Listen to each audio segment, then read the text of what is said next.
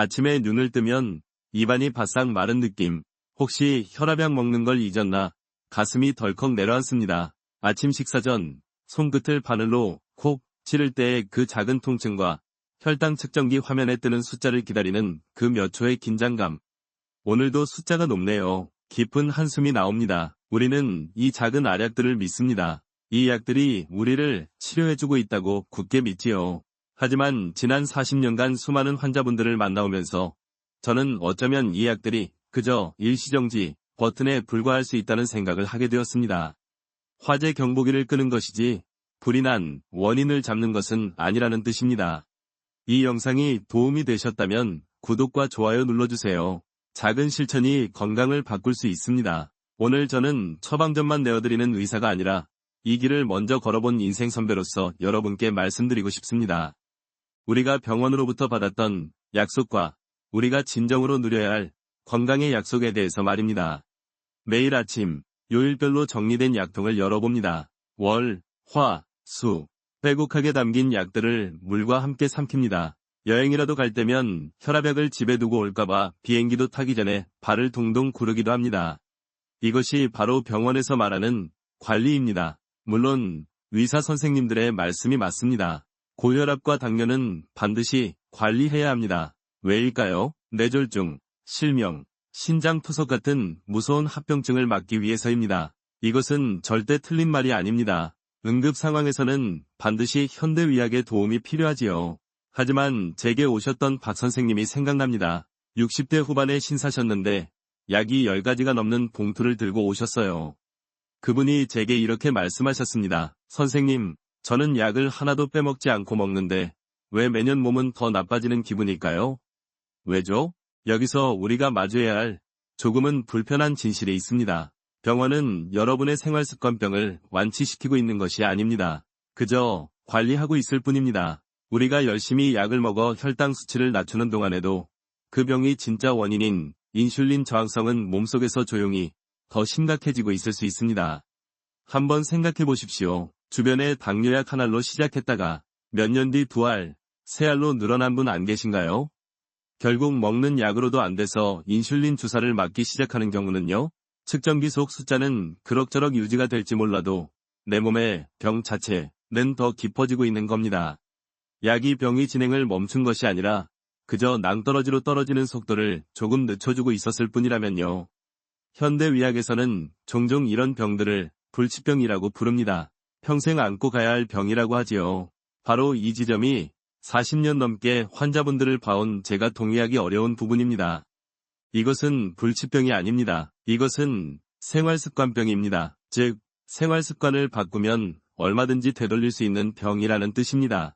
여러분의 잘못이 아닙니다. 우리는 그저 시키는 대로, 배운 대로 열심히 따랐을 뿐입니다. 하지만 이것은 마치 소독꼭지, 잘못된 습관, 는 세차게 틀어놓은 채 바닥에 넘치는 물, 증상만 열심히 약이라는 바가지로 퍼내는 것과 같습니다.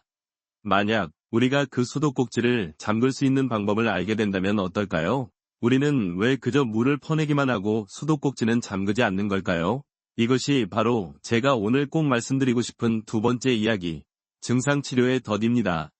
한번 생각해 보십시오. 아이가 감기에 걸려 열이 펄펄 끓으면 우리는 어떻게 합니까? 당장 해열제를 찾아 먹입니다. 며칠 밤낮으로 기침이 멈추지 않으면 기침을 먹게 하는 약을 먹지요. 이것이 현대의학의 방식입니다. 빠르고 효과적이며 특히 응급 상황에서는 생명을 구하는 방식입니다. 의사들은 그렇게 훈련받습니다. 증상을 찾고 그 증상을 멈추는 것이지요. 하지만 우리는 그 경보음을 끄는데 너무 익숙해진 나머지 불이 어디서 났는지 확인하는 것을 잊어버렸습니다. 열이 나는 이유가 무엇일까요? 우리 몸이 외부의 침입자와 싸우기 위해 면역체계를 총동원하고 있다는 신호입니다. 기침은요? 몸속의 나쁜 것을 밖으로 내보내려는 필사적인 노력입니다. 그런데 우리는 그 증상 자체를 병이라고 여깁니다. 이 방식은 고혈압과 당뇨병에도 똑같이 적용됩니다. 의사는 혈압계에 찍힌 높은 숫자를 보고 이 숫자를 낮춥시다 라고 말합니다. 혈당이 높으면 혈당을 떨어뜨립시다 라고 하지요. 하지만 왜 이분의 몸이 혈압을 높여야만 했는지, 왜 이분의 몸이 더 이상 당을 감당하지 못하게 되었는지 그 이유를 묻는 데는 인색합니다.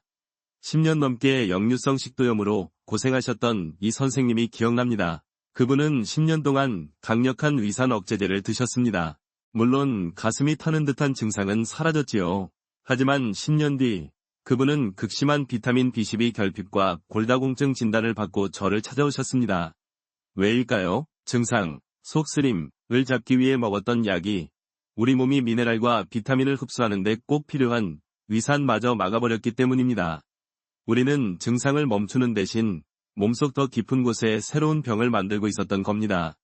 이것이 바로 증상의 덫입니다. 우리는 우리 몸을 언제 고장 날지 모르는 어딘가 부족한 기계처럼 바라보도록 배웠습니다. 하지만 여러분, 우리 몸은 그렇게 어리석지 않습니다. 몸은 수천 년의 지혜가 축적된 믿을 수 없을 만큼 현명한 시스템입니다. 여러분이 느끼는 그 증상은 병이 아니라 사실 우리 몸이 보내는 신호입니다. 주인님, 지금 이곳에 문제가 생겼습니다. 제발 좀 들여다봐 주세요. 하는 절박한 외침인 것이지요. 물론 모든 의사들이 제 말에 동의하지는 않을 겁니다. 혈압이나 혈당 같은 숫자를 관리하는 것 자체가 합병증을 막는 가장 중요한 치료라고 믿는 것이 주류 의학의 견해이니까요. 하지만 저는 묻고 싶습니다. 그것만으로 충분할까요? 우리는 자동차 계기판에 뜬 엔진 경고등에 스티커를 붙여 불빛을 가리는 데는 전문가가 되었지만 정작 연기가 나는 엔진을 고칠 생각은 못하고 있는 것일지도 모릅니다. 우리가 정말 물어야 할 질문은 이 증상을 멈추는 약이 무엇인가? 가 아니라 내 몸이 지금 나에게 무슨 말을 하려는 걸까? 입니다. 그렇다면 왜 우리는 왜? 라고 묻는 대신 어떤 약을 먼저 찾게 되었을까요? 왜 병원은 근본 원인을 찾기보다 증상을 관리하는 것에 집중할까요? 이 질문에 답하기 위해서는 우리는 잠시 병원 밖으로 나와 더 큰 그림을 보아야 합니다. 바로 제약 산업이라는 그림입니다. 오해는 마십시오. 저는 이국종 교수님처럼 생명을 살리기 위해 헌신하는 고귀한 의사분들을 존경합니다. 현대의학의 눈부신 발전이 수많은 생명을 구한 것도 사실입니다. 하지만 우리는 이 시스템의 또 다른 얼굴을 직시해야 합니다. 제약회사는 자선단체가 아닙니다. 그들은 기업입니다. 그리고 모든 기업의 첫 번째 목표는 무엇입니까? 바로 이윤 극대화입니다. 환자의 건강을 증진하는 방법은 여러 가지가 있을 수 있습니다. 영양을 조절할 수도 있고 생활 습관을 바꿀 수도 있으며 운동을 처방할 수도 있습니다. 하지만 병원에서는 거의 유일한 선택지만을 제시합니다. 바로 약물과 수술입니다. 왜 그럴까요? 2006년 저희 아버님께서 간암 진단을 받으셨습니다. 병원은 갑자기 분주해졌습니다. 수많은 검사들이 진행되었지요. 그런데 그 모든 검사의 목적은 단 하나였습니다. 이 환자가 수술이 가능한 상태인가? 암의 위치가 수술하기에 적합한가? 몸 상태가 수술을 견딜 수 있는가? 그 누구도 이분이 왜 암에 걸렸을까? 지금 당장 식습관은 어떻게 바꿔야 하는가? 를 묻지 않았습니다. 병원은 그런 것을 보는 곳이 아니기 때문입니다. 이 모든 시스템의 중심에는 특허라는 단어가 있습니다. 제약회사는 오직 특허를 받을 수 있는 새로운 물질에만 막대한 돈을 투자합니다. 비타민이나 미네랄 같은 자연물질은 특허를 낼 수 없습니다. 여기 아주 중요한 예가 있습니다. 고혈압 환자에게 칼륨이라는 미네랄이 얼마나 중요한지 아십니까? 수많은 연구가 칼륨이 혈압을 낮추는데 매우 효과적이라는 것을 증명했습니다. 만약 제약회사가 칼륨의 특허를 낼 수 있었다면 지금쯤 모든 의사들은 혈압약 대신 칼륨을 처방하고 있었을 것입니다. 하지만 칼륨은 그저 흙 속에 있는 자연 미네랄일 뿐 특허를 받을 수 없습니다. 그러니 제약회사는 칼륨을 홍보하지 않고 의대 교육 과정에서 가르치지 않습니다. 대신 그들은 자신들이 특허를 낸 비싼 혈압약을 처방하도록 의사들을 교육합니다. 의사들은 제약회사가 후원하는 학회에서 공부하고 그들이 제공하는 최신 논문, 의학 논문의 70% 이상이 제약회사 후원을 받습니다. 을 통해 정보를 얻습니다. 그렇게 수십 년간 학습된 의사들은 자신도 모르게 약물과 수술만이 유일한 해답이라고 믿게 되는 것입니다. 이것은 의사 개개인의 잘못이 아닙니다. 이것은 우리가 속한 시스템의 문제입니다. 환자에게 다양한 선택지가 주어지지 않는 것. 그것이 가장 큰 문제입니다. 우리는 언제나 A약을 먹을 것인가, B약을 먹을 것인가, 는 선택할 수 있지만 약을 먹지 않고 생활 습관을 바꿀 것인가, 는 선택지에서 제외되어 버립니다. 그렇다면 약물과 수술 말고는 길이 없는 걸까요? 아닙니다. 저는 지난 수십 년간 기능의학, 펑셔널 메디신이라는 다른 방식의 의학을 공부해왔습니다. 기능의학은 현대의학처럼 어떤 병이 생겼는가를 묻지 않습니다. 그보다 훨씬 더 중요한 질문, 바로 왜 이 사람에게 이 병이 생겼는가를 묻습니다. 이것은 단순히 약 대신 비타민을 처방하는 비타민 의학이 아닙니다. 이것은 병이 이름표 뒤에 숨겨진 진짜 원인을 찾는 원인의학, 코즈 메디신입니다. 아주 쉬운 예를 들어보겠습니다. 한 환자분이 저를 찾아와 이렇게 호소합니다. 선생님, 제가 요즘 너무 무기력하고 의욕도 없고 밤에 잠도 못 자겠습니다. 왠지 모르게 우울하고 성욕도 전혀 없고 심지어 자살 충동까지 듭니다. 여러분, 이분의 진단명은 무엇일까요? 네, 일반인도 알 수 있듯이 우울증입니다. 일반적인 병원에서는 의사가 진단명을 내리고 그에 맞는 항우울제를 처방할 것입니다. 그리고 3개월 뒤에 다시 보자고 하겠지요. 그런데 환자분이 약을 받기 직전 의사에게 묻습니다. 선생님, 제가 도대체 왜 의욕이 없는 거죠? 의사는 답합니다. 우울증 때문입니다. 그럼 제가 왜 밤에 잠을 못 자는 거죠? 그것도 우울증 때문입니다. 제가 왜 자살 충동이 드는 거죠? 그것 역시 우울증입니다. 보이십니까? 이것은 돌고 도는 대화입니다. 의사는 환자의 증상을 모아서 우울증이라는 이름표를 붙였을 뿐인데 환자가 원인을 물으니 그 이름표가 원인이라고 거꾸로 되돌려주고 있습니다. 이것이 바로 대증요법의 한계입니다. 기능의학은 여기서 멈추지 않습니다. 기능의학은 묻습니다. 이분의 몸과 마음에 무슨 일이 있었는가? 어쩌면 이분은 최근에 어머님을 여의고 극심한 상실감에 빠져 있을 수도 있습니다. 혹은 갑상선 기능에 문제가 생겨 하시모토 신드롬, 우울감을 느끼는 것일 수도 있습니다. 아니면 지난 10년간 위산 억제제를 장복한 탓에 비타민 B12 흡수가 막혀버린 것일 수도 있습니다. 햇빛을 너무 피하고 다녀서 비타민 D가 결핍되었을 수도 있고 항생제를 너무 자주 먹어 장내 미생물 환경이 무너졌을 수도 있습니다. 혹은 생선을 너무 좋아해서 수은 중독이 생겼거나 반대로 생선을 아예 안 먹어서 오메가3가 결핍되었을 수도 있습니다. 심지어 탄수화물을 너무 많이 먹는 식습관 때문에 당뇨 전 단계에 접어들었을 수도 있습니다. 이 모든 것이 똑같은 우울증 증상을 만들 수 있습니다. 병원에서 고혈압, 당뇨, 우울증이라는 진단명을 내리는 것은 사실 그 원인을 찾았다는 뜻이 아닙니다. 그저 그 진단명에 맞는 특허약을 처방할 수 있게 되었다는 뜻일 뿐입니다. 우리의 몸은 그렇게 단순하지 않습니다. 내 몸의 진짜 원인을 찾아야 합니다. 그리고 그 원인을 찾는 여정의 첫걸음은 바로 우리가 매일 입에 넣는 음식을 들여다보는 것입니다. 우리가 진짜 원인을 찾고자 한다면 가장 먼저 부엌의 찬장과 냉장고 문을 열어보아야 합니다. 여기에는 아주 비극적인 역설이 하나 있습니다. 식품업계는 우리의 건강에 관심이 없습니다. 그리고 안타깝게도 의학계는 우리가 먹는 식품에 별 관심이 없습니다. 그 결과 우리는 음식으로 생긴 병을 약으로 고치려고 하는 이상한 행동을 반복하고 있습니다. 요즘 건강검진을 받으면 간 수치가 높네요. 지방간이 있습니다. 라는 말을 듣는 분들이 정말 많습니다. 예전에는 지방간이라고 하면 을의 술을 많이 드시는 분들의 전유물처럼 여겼지요. 하지만 요즘은 술을 입에도 대지 않는 주부님들, 심지어 아이들에게서도 비알코올성 지방간이 압도적으로 많이 발견됩니다. 도대체 무슨 일이 벌어진 걸까요? 범인은 바로 단맛에 숨어 있습니다. 우리는 흔히 당이라고 하면 밥이나 빵에 들어있는 포도당을 생각합니다. 포도당은 우리 몸의 모든 근육과 뇌에서 에너지원으로 사용됩니다. 그리고 남는 양의 약 20% 정도만 간에 저장이 되지요. 그런데 당에는 또 다른 얼굴이 있습니다. 바로 과당입니다. 과당은 포도당과 완전히 다르게 작동합니다. 과당은 우리 몸의 근육이나 뇌에서 거의 사용되지 못하고 섭취하는 족족 거의 100%가 간으로 직행합니다. 간은 이 과당을 마치 술, 알코올처럼 독소로 인식하고 처리하기 시작합니다. 간은 이 과당을 해독하느라 다른 일을 못하게 되고 결국 처리하지 못한 과당을 지방으로 바꾸어 차곡차곡 쌓아둡니다. 이것이 바로 술 한 방울 마시지 않은 사람에게 생기는 지방간의 정체입니다. 선생님, 저는 과일을 거의 안 먹는데요. 문제는 과일이 아닙니다. 우리가 먹는 평범한 설탕, 백설탕, 흑설탕 모두 은 포도당 50%, 과당 50%로 이루어져 있습니다.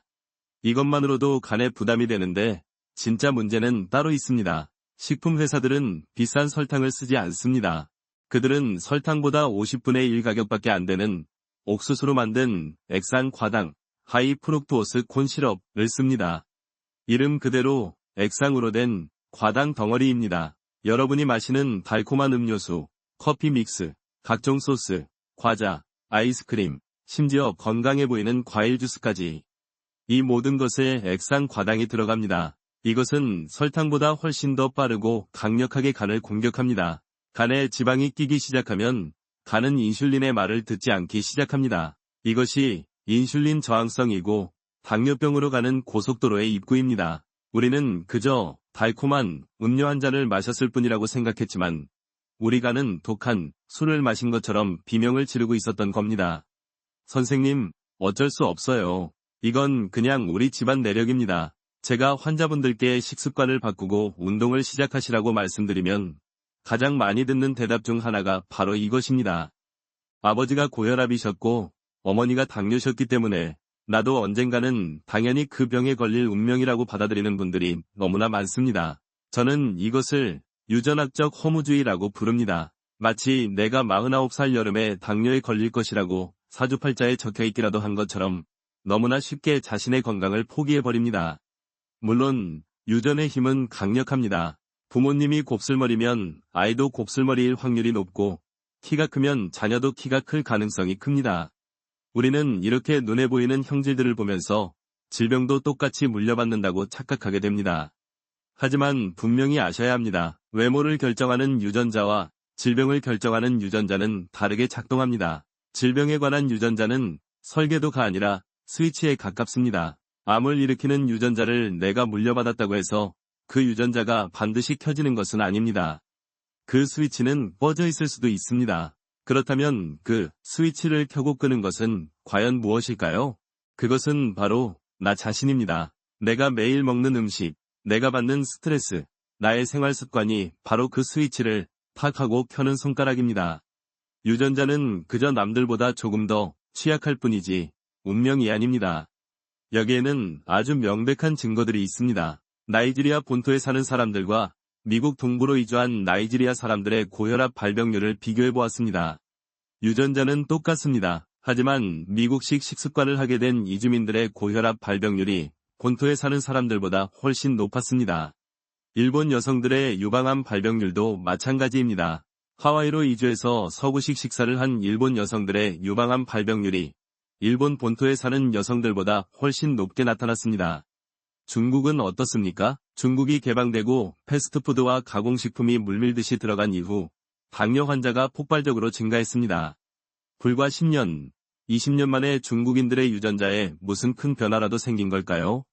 아닙니다. 그들의 유전자가 변한 것이 아니라 그들의 음식이 변한 것입니다.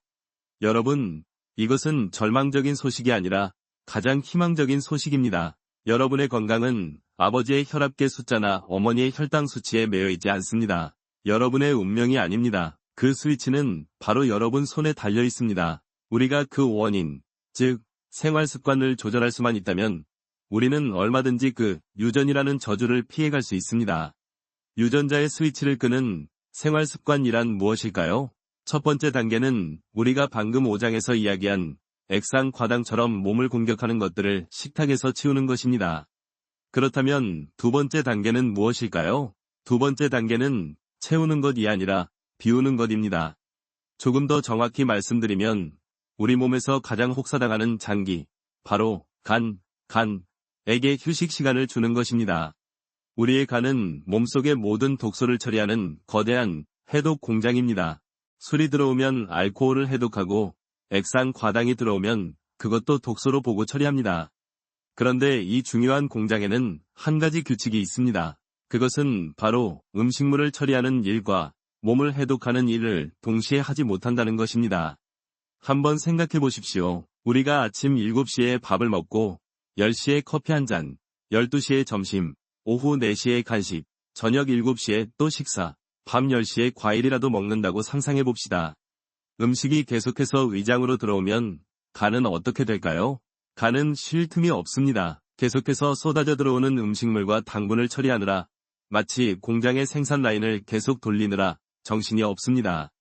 바로 이 지점입니다. 간이 본격적으로 해독이라는 청소 작업을 시작할 수 있는 유일한 시간은 바로 음식이 들어오지 않는 공복 상태일 때뿐입니다.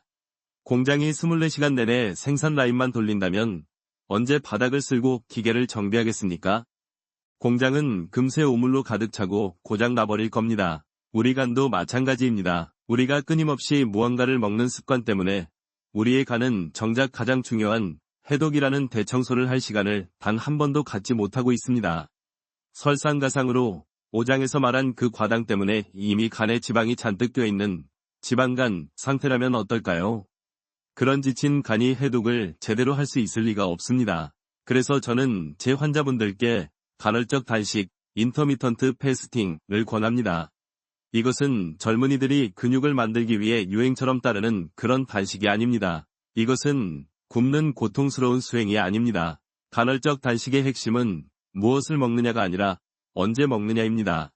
하루 3끼, 4끼 챙겨 먹던 습관에서 벗어나 음식을 먹지 않는 공복 시간을 의식적으로 조금 더 길게 가져보는 것뿐입니다. 우리가 잠을 자는 동안은 자연스럽게 단식을 하고 있지요. 그 시간을 조금 더 연장해서 지쳐있는 나의 간에게 드디어 해독이라는 본연의 임무를 수행할 시간을 선물하는 것입니다. 그렇게 우리가 몸에게 쉼을 주었을 때 우리 몸 안에서는 우리가 상상하지 못했던 놀라운 일들이 벌어지기 시작합니다.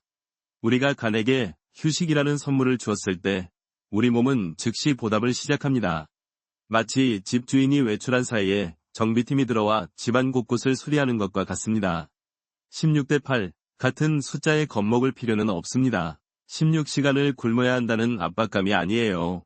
그저 우리 몸이 공복이라는 시간 동안 어떤 마법 같은 일들을 해내는지 그 시간대별 스위치를 이해하는 것이 중요합니다. 첫 번째 스위치는 12시간에 켜집니다. 사실 12시간 단식은 우리가 이미 매일 하고 있는 것과 같습니다. 저녁 7시에 식사를 마치고 다음날 아침 7시에 식사를 한다면 그것이 바로 12시간 단식입니다. 바로 이때 우리 몸에서는 성장 호르몬이 나옵니다. 아니, 이 나이에 무슨 성장 호르몬? 하고 웃으실지 모릅니다. 맞습니다. 우리에게 이 호르몬은 성장이 아니라 항노화를 의미합니다. 이 호르몬은 밤사이 우리의 낡은 세포를 재생시키고 염증을 줄여주며 무엇보다 지방이 쌓이는 것을 막아줍니다. 푹 자고 일어난 다음날 아침, 몸이 가벼운 이유가 바로 이것입니다. 두 번째 스위치는 15시간입니다. 공복 15시간이 되면 우리 몸은 드디어 케톤이라는 물질을 만들어내기 시작합니다. 이것은 아주 중요한 신호입니다. 우리 몸은 평소 포도당, 탄수화물을 주 연료로 쓰지만 포도당이 15시간 동안 들어오지 않자 드디어 비상연료 탱크를 연 것입니다. 그 비상연료가 바로 내 몸에 쌓여있던 지방입니다. 즉, 15시간이 되어서야 비로소 내 몸에 지방을 태우는 지방연소 스위치가 켜지는 것입니다. 그리고 가장 경이로운 스위치, 17시간입니다. 이때 자가포식, 오토퍼지, 즉 오토파지가 활성화됩니다. 이 놀라운 발견은 2016년 노벨 생리의학상을 받았습니다. 자가포식이란 말 그대로 스스로를 먹는다는 뜻입니다. 우리 몸이 대청소를 시작하는 겁니다. 몸속을 순찰하며 고장난 세포, 기능이 떨어진 늙은 단백질, 암세포로 변할지도 모르는 돌연변이 세포들을 찾아냅니다. 그리고는 그것들을 분해해서 깨끗하게 재활용해버립니다. 이것이야말로 진정한 해독, 데톡스이자 세포 재생입니다. 17시간의 공복은 우리 몸에 대청소 명령을 내리는 버튼인 셈이지요. 마지막으로 24시간 스위치가 있습니다. 24시간 단식은 우리 장에서 줄기세포를 만들어냅니다. 우리가 나중에 이야기할 장누수 증후군처럼 손상된 장벽을 복구하고 재생하는 강력한 치유 과정이 일어나는 것입니다. 물론 이 시간표가 모든 사람에게 똑같이 적용되는 것은 아닙니다. 마라톤이 좋다고 해서 운동 한번 안 해본 사람이 당장 42km를 뛸 수는 없듯이 말입니다. 특히 이미 당뇨약을 드시고 계신 분이라면 절대로 의사와 상의 없이 무작정 단식을 하시면 안 됩니다. 약물 때문에 저혈당 쇼크가 올 수 있어 매우 위험합니다. 그런 분들은 식사량을 조절하는 것부터 시작해야 합니다. 중요한 것은 규칙이 아니라 방향입니다. 어제 10시간 단식을 하셨다면 오늘은 11시간을 해보는 겁니다. 12시간부터 시작해도 좋습니다. 내 몸의 소리에 귀를 기울이며 나에게 맞는 시간을 천천히 찾아가는 것. 그것이 핵심입니다. 우리가 몸의 시간에 대해 이야기하고 있으니 또 하나의 아주 중요한 시간을 짚고 넘어가야겠습니다. 바로 잠자는 시간입니다. 간헐적 단식이 간에게 주는 휴식이라면 수면은 뇌와 온몸에게 주는 가장 강력한 회복제입니다. 그런데 우리는 잠에 대해 너무 인색합니다. 사당오락이라는 말이 있었지요. 4시간 자면 붓고 5시간 자면 떨어진다는 무서운 말이었습니다. 잠을 자는 것은 게으른 것이고 잠을 줄여가며 노력하는 것을 미덕으로 여겼습니다. 여기 충격적인 연구 결과가 하나 있습니다. 하루 수면 시간이 5시간 미만인 사람은 그렇지 않은 사람보다 사망률이 15%나 증가했습니다. 선생님, 정주영 회장님은 4시간만 주무시고도 그렇게 큰 기업을 일구셨다는데요. 맞습니다. 하지만 우리는 모두가 정주영 회장님처럼 타고난 체력을 갖지는 못했습니다. 어떤 사람은 에베레스트산을 정복하지만 저 같은 사람은 동네 뒷산도 힘듭니다. 내가 정주영 회장님처럼 4시간만 자면 현대를 일구는 것이 아니라 그저 감기 몸살에 걸릴 뿐입니다.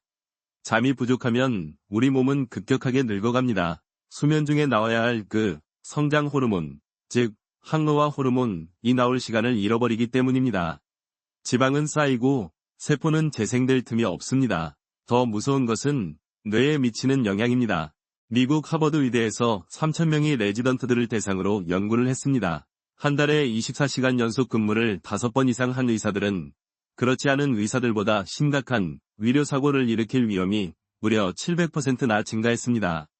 오스트리아의 연구는 더 직접적입니다. 사람이 17시간에서 19시간 정도 깨어있으면 우리 뇌는 혈중 알코올 농도 0.05% 상태와 비슷해집니다. 즉, 음주 운전을 하는 것과 같은 흐릿한 정신 상태가 된다는 겁니다. 그런데 우리는 매일 밤 스스로를 그런 위험한 상태로 몰아가고 있습니다. 잠을 잘 자기 위해서는 3가지가 맞아야 합니다. 얼마나 오래 자는지, 양, 언제 자는지, 시간, 그리고 얼마나 깊이 자는지, 질입니다. 낮에는 우리 몸이 활동하도록 교감신경이 활성화되고 밤이 되면 몸이 쉬고 소화하고 치유하도록 부교감신경이 활성화되어야 합니다. 이 스위치가 잘 작동하려면 멜라토닌이라는 호르몬이 필요합니다. 그리고 이 멜라토닌은 세로토닌으로부터 만들어지는데 이 세로토닌은 놀랍게도 장에서 만들어집니다. 결국 장이 건강하지 않으면 잠도 깊이 잘 수 없다는 뜻입니다. 또한 이 변환 과정에는 비타민C, 비타민 B6, 그리고 마그네슘 같은 영양소들이 꼭 필요합니다. 영양 결핍 상태에서는 잠도 결핍될 수밖에 없습니다. 꿀잠 자는 비법은 따로 있지 않습니다. 낮에 햇빛을 충분히 쬐어야 합니다. 햇빛이 우리 눈을 통해 뇌의 손과체를 자극해야 밤에 멜라토닌이 잘 나옵니다. 밤에는 집안을 어둡게 해야 합니다. 그리고 가장 중요한 것, 낮에 내 몸을 충분히 써주어야 합니다. 적당한 운동만큼 확실한 수면제는 없습니다. 우리가 방금 구장에서 깊은 잠을 자기 위해서는 세로토닌이 필요하고 그 세로토닌은 장에서 만들어진다고 말씀드렸지요.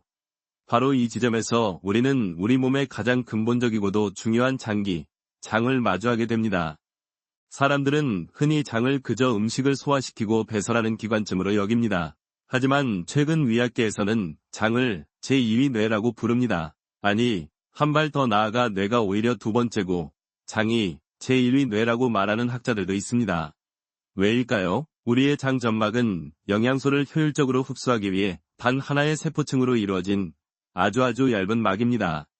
그런데 우리가 음식을 먹어서 그 음식이 위와 장을 지나가는 동안은 사실 아직 내 몸 밖에 있는 것과 같습니다.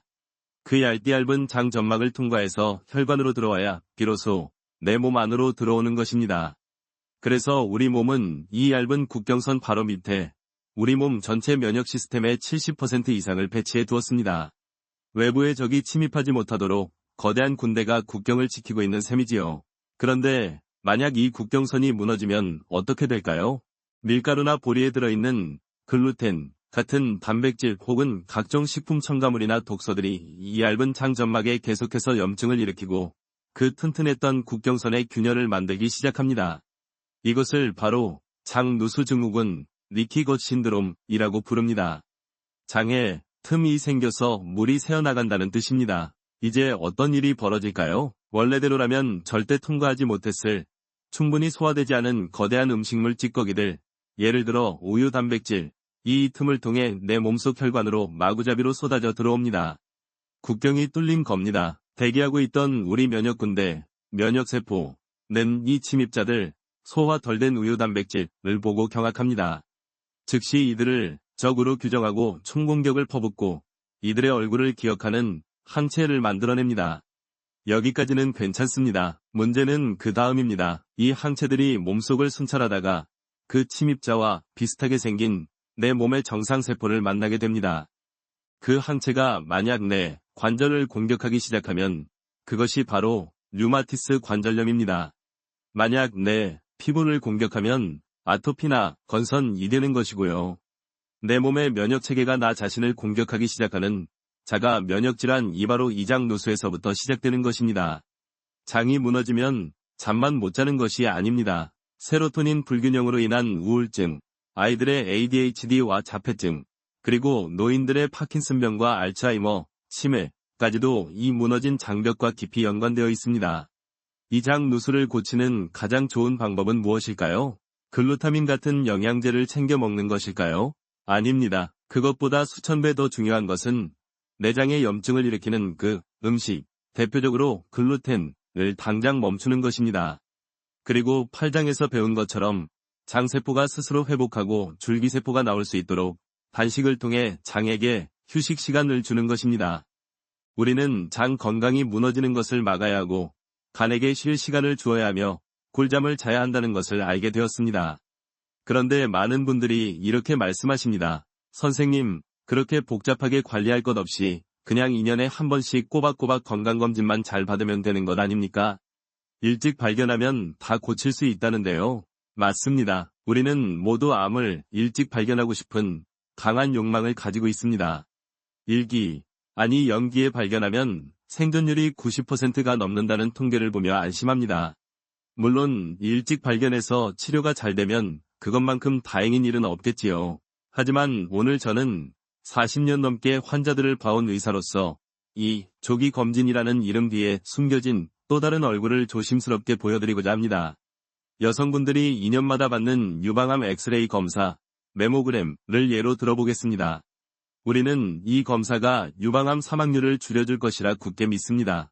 하지만 수십 년간의 통계는 안타깝게도 이 검사가 유방암 사망률 자체를 줄이지는 못했다는 것을 보여줍니다.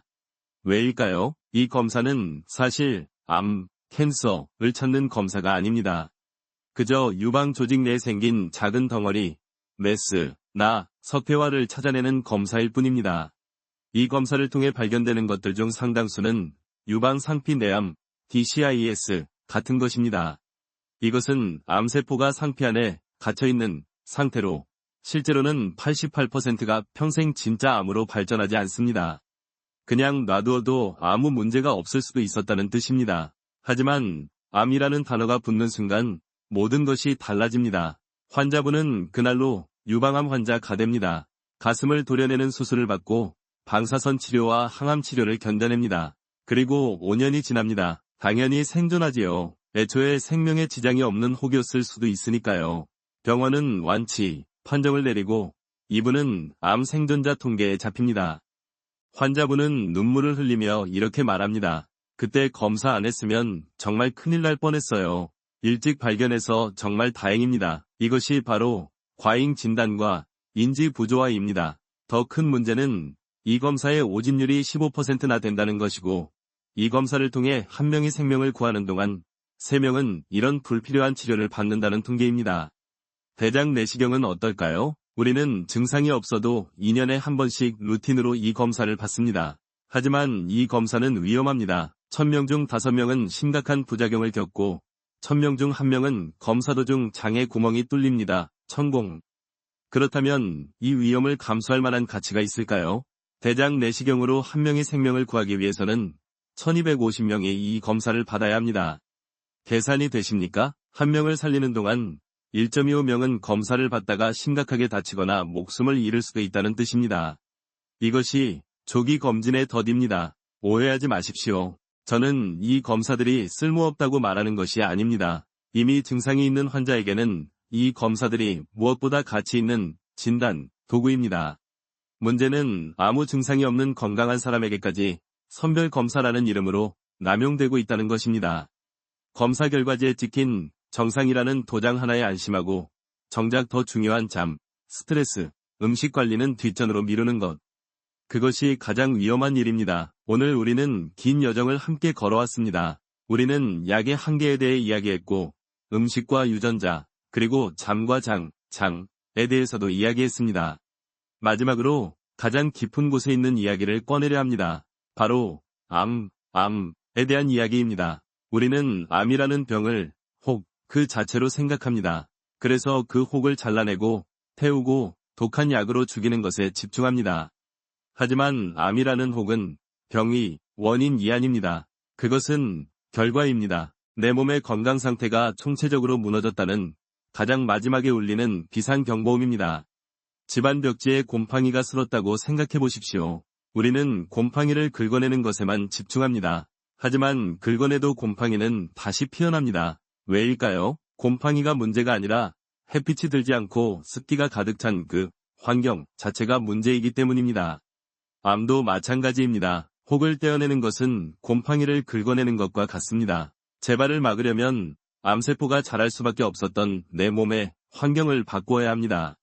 그 환경이란 음식과 영양소일 수도 있지만 그보다 더 깊은 곳, 바로 우리의 마음일 수 있습니다. 수십 년간 암 환자분들을 만나면서 저는 그분들이 몸의 병 이전에 마음의 병을 앓고 계신 경우를 너무나 많이 보았습니다. 스탠퍼드와 예일 대학의 연구들은 오랫동안 억눌린 성격, 풀지 못한 분노, 배신감, 용서하지 못하는 마음이 우리의 면역력을 얼마나 심각하게 갉아먹는지 증명했습니다. 그래서 암 환자분들에게는 어쩌면 항암 치료보다 감정 청소, 이모셔널 클렌징가 더 시급할지도 모릅니다. 가슴속에 응어리진 것들을 꺼내놓고 나를 힘들게 했던 그 사람을 용서하는 것입니다. 그것은 그 사람을 위해서가 아니라 오롯이 나 자신을 살리기 위해서입니다. 크게 웃는 것도 중요합니다. 우리 뇌는 진짜 웃음과 가짜 웃음을 구분하지 못하고 웃기만 하면 면역력을 높이는 엔도르핀을 쏟아냅니다. 노래를 부르고 햇살을 받으며 조금은 대충대충 넘어가는 너그러운 마음을 갖는 것입니다. 이 모든 것이 작은 실천처럼 보일 수 있습니다. 하지만 이 작은 변화들이 모여 우리의 환경을 바꿉니다. 지금 시작하시면 내년 이맘때는 전혀 다른 삶이 펼쳐질 수 있습니다. 오늘이 그 첫걸음입니다.